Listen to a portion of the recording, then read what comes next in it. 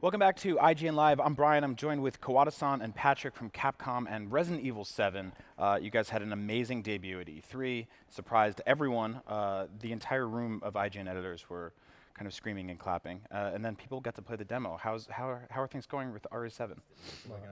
一で発表したタイトルですけど、もう我々も一度発表したときに7という文字が出てきてすごくわーってなってたんですけど、どうですか今の調子は。やはり最初のその発表がすごく僕らうまくいったっていう風な実感を持ってますんで、その後の開発の方もですね、非常にみんな精力的に、ゲーム制作が今できています。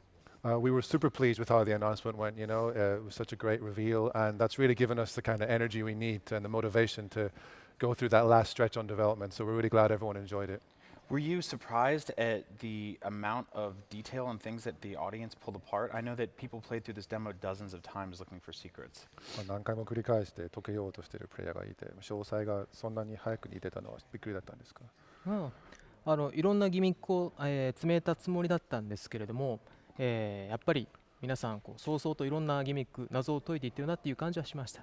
We were totally blown away. It's like the internet crowdsourcing machine. We thought we'd put so much in there that it would take a long time to discover. And as you said, people were just streaming it, checking it out, and it just, not like that. They solved it all basically. It's nice when the internet works together for something good. Now, this is a numbered game in the Resident Evil franchise, but it's clearly distancing itself from its roots in the franchise. How does this connect back to the original games, if at all? 過去の作品とのつながりがあるんですか？ナンバリングとはいえ全く違う方向性で見えるんですけど。いや今、見てもらっている映像だったりとか、今まで発表しているものっていうのはやはりそういう、今までの違いっていうのを強く我々、インパクトを与えるように、してたんですけれども、基本的には、遊んでもらって最後まで遊んでもらえればですね、これ今までのバイオハザードシリーズとやっぱり、同じだというふうに実感してもらえるんじゃないかなと思ってます。We've come out with a big impact, I think, with our video assets and the demo showing you what a different experience is from previous Resident Evil games. So people have been, as you say, rightly asking, is this even related at all to the past titles? Right. But rest assured, when you play the game from start to finish, you'll feel that it's a continuation of the series and it's in that Resident Evil worldview. アイテムのマネジメントっていうものもしっかりやっぱり、セブンにはありますし、コンバットっていうものもしっかりありますんで、本編を遊んでもらえればやっぱりバイオハザードらしさっていうものはしっかり感じていただけると思ってます。There are things that we couldn't really show you thus far, such as combat scenes and resource management, things people want to see from a Resident Evil game. Just because you haven't seen them yet, don't worry, it doesn't mean they're not coming. We're just kind of keeping our cards close to the chest for the time being. So I guess to kind of further get into that, the Resident Evil franchise has always had sort of moments of campiness and some humor involved, whereas this looks just truly terrifying from top to bottom. Are we going to see some kind of more fun, campy things in this game? 過去の作品は B 級映画のユーモラスなタッチもあったんですけど、今回はもうストレートで怖いというイメージしかないんですけど、ユーモアも入ってたりしますか？そうですね。怖いもの一辺倒っていうことではなく、やはりそのコントラストのある流れの中でですね、そのすごく怖いところ、まだその怖さをちょっと抜いて、ゲーム自体楽しんでもらえるところっていういろんなバランスを持ったゲーム作りになっているんじゃないかなと思ってます。Well, we couldn't just scare you witless scene after scene after scene. There'd be no respite. So we are trying to make a kind of a bit of a cycle in the gameplay where you will have truly terrifying scenes and then you'll have a bit of a chance to relax and recover your senses. So without speaking specifically to humor, it isn't just all straight scares every minute because that wouldn't be fun in the end of the day. Thank you for keeping that in mind and not just completely scaring us from top to bottom. So the Resident Evil franchise has been in third person, sort of top down with tank more controls. It's had a third person over the shoulder. There's been first person. There's been 2D games. Why VR? And what's it like to bring that franchise into VR? 今作品はラジコン操作からサードパーソンでライトガンシューターもあったんですけど 2D ゲームもあったんですけど今回の VR はどういう今までできなかったことができるようになるんですか？VR はやはりすごくそのホラーとの親和性が高いと思ってるんですけれども、体感性の高さっていうのはやはり VR が一番、なんではないかなというふうに思ってます。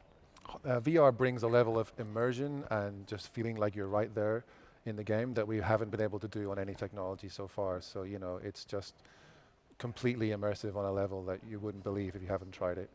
Now, for players that won't be experiencing this game in VR for whatever reason, do you think it will still maintain that sort of level of terror? Obviously, it's not as scary because putting on a VR helmet and playing this game is terrifying. But what will this game be like for people who don't want to play it in VR? VR 遊べない人に対しても、怖さは実感できますか？そうですね。もちろん VR がなかったとしても、ストーリーラインはそのまま、同じ遊びができますし、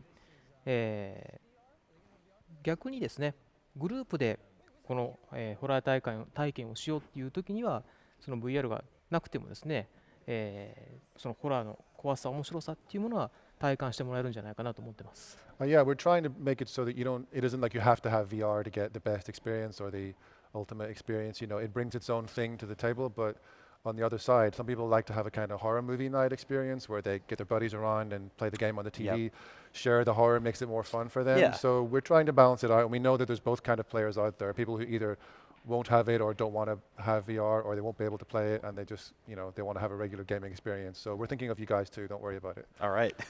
So you guys actually have some new footage for Gamescom. Let's take a look. I don't know what happened.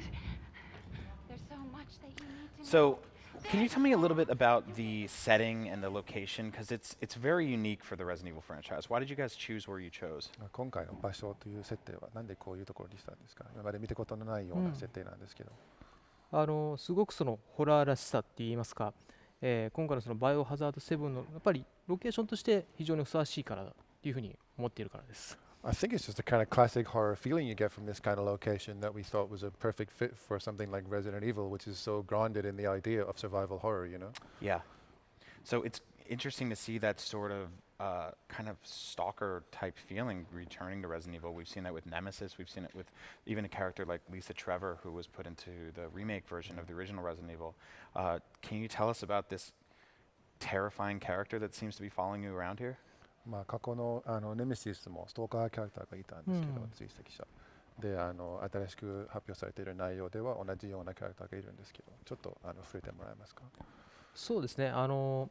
今回のレジデントイーブル7はですね、いろんなシチュエーションがあると思ってるんですけれども、今回のこのような逃げる、隠れるといったものもですね、そのゲームの一部としては使われるようになっています。Yeah, so this is just to reflect the different gameplay experiences you will have in the game. The beginning our demo covered one aspect, and this one is kind of more the enemy who you have to hide from rather than you can't have a stand-up fight with them. Right. So that kind of this new footage and demo is illustrating that side of the gameplay. Which is cool to see for Resident Evil, which has sort of become a franchise that is a lot more run and gun and action oriented to kind of bring back that level of fear. How did you decide which parts of the Resident Evil franchise to bring into 7 and which to leave behind? 過去はそういう隠れるという要素もあったのに、最近はちょっとアクションよりでガンプレイになっていたので、入ってて嬉しいんですけど、各タイトルのいろんな要素を持ってくるっていうのはどうやって決めたんですか？この部分を7に入れようとか。やはり今回のその7っていうのはもうやっぱりホラーを第一優先としたいというふうに我々考えていましたんで、もうさまざまなホラー表現のある中で、例えば今回のこの我々がランタンと呼んでいるその、ゲームプレイの中だと、ひたすらその怖いものから逃げるというシチュエーションを作ることで恐怖体験をしてもらおうというふうに考えています。Our first priority was horror. We want to bring back to the horror roots of the series. And that was really what informed our choice when looking at, say, past gameplay styles, what we'd like to bring to the table in the new title. Is this going to be a great horror experience? And one of the ones that we have for that is the fear of having to hide from something that's going to kill you as soon as it finds you. So, it's just, is it scary? That's the question we ask ourselves before we include a feature. このランタンの中にはまだ入っていない、そのリソースマネジメントであったりとか、コンバットっていうものはその当然本編では、堪能できるようになってますんで、いろんなそのホラーシチュエーションを、遊べる、もうサバイバルホラーゲームの決定版として我々、レジェンドイーブル7を開発しています。So we want Resident Evil 7 Biohazard to be the ultimate in survival horror and include a wide variety of horror situations. In the new Lantern gameplay demo we're showing to press here at Gamescom, we've shown one part of that. But again, just to reassure viewers who are like, where's the combat? Where's the item resource management? these things are definitely in there. We're just taking our time with showing you one aspect at a time, really. So. I think when players found certain items in the demo, their minds kind of went wild with the opportunity and optimism of what this game could come out to be. There's a sense of mystery to this world that I think is a little different than the other Resident Evil games. You kind of know in the past Resident Evil games, there's been an outbreak, there's been this, there's been that, the police station's in trouble. Is there a mystery to uncover here? Because it feels, you almost feel detective-like playing this game. 過去のタイトルは、ウイルスが発生しているという設定をプレイヤーが知った上で遊ぶんですけど、今回は割とミステリアスな雰囲気で、自分がある意味探偵になってどういう事情になっているかを解いていくゲームだと思っていいんですか？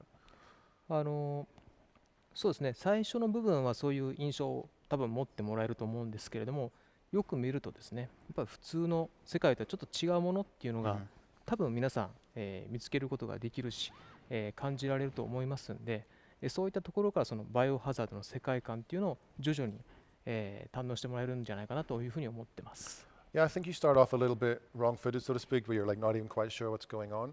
So there is a mystery element to the game, but as you play, you'll uncover what's actually happening here, and you'll also discover more and more elements of the game that remind you of the classic Resident Evil DNA. So it's something that we want to start you off with the mystery and then let you uncover it for yourself as the game progresses. Now, when I was playing the demo, I was getting sort of serious Texas Chainsaw Massacre vibes, a lot of that rural farmland sort of setting of horror, going into these basements where there's animal tarps and stuff like that. What sort of classic horror inspired these environments? 一見テキサスチェーンソーマッサカーを思い出させるような内容で、牧場の孤独感とかあったんですけど、他にインスピレーション取っているホラー体験はあるんですか？もう E3 からいろいろ我々がこう発表している情報を見てもらえれば、そういういろんな情報は感じてもらえると思うんですけれども、やはり、ただ単にそういうシチュエーションを、使っているっていうことだけではなくてですね、今回そのレジデントイーブル7らしい、すごくユニークなやっぱシチュエーションを我々作れていると思いますんで、そういったものを、楽しんでもらいたいなと思ってます。Yeah, people pick up on the Texas Chainsaw thing. Obviously, we've got a wide variety of horror influences, whether it's movies or other games and comics and things. And I'd like to think that we're not just kind of like putting together these parts. We get inspiration from all kinds of culture, but at the end of the day, we're trying to make a really unique experience, and we're confident that that's what Resident Evil 7 Biohazard is going to be. Awesome. That's exactly what it looks like to me. I can't wait to put on the VR helmet and cry inside of it, because that's what this game will make me do. When can people play Resident Evil 7? じゃあいつ遊べるんですか、本編は。2017年の1月24日に我々は発売したいと思ってます。So we're releasing the game next year on 24th of January 2017. Wow, that is so soon. Thank you guys so much for coming. Resident Evil 4, Resident Evil 7. Resident Evil 4 is at the end of the month. That's a different one. Resident Evil 7 will come in January. Get a VR helmet and cry inside it with me. I'm Brian. This is IGN Live at Gamescom, and we're becoming games all week long, so stay tuned.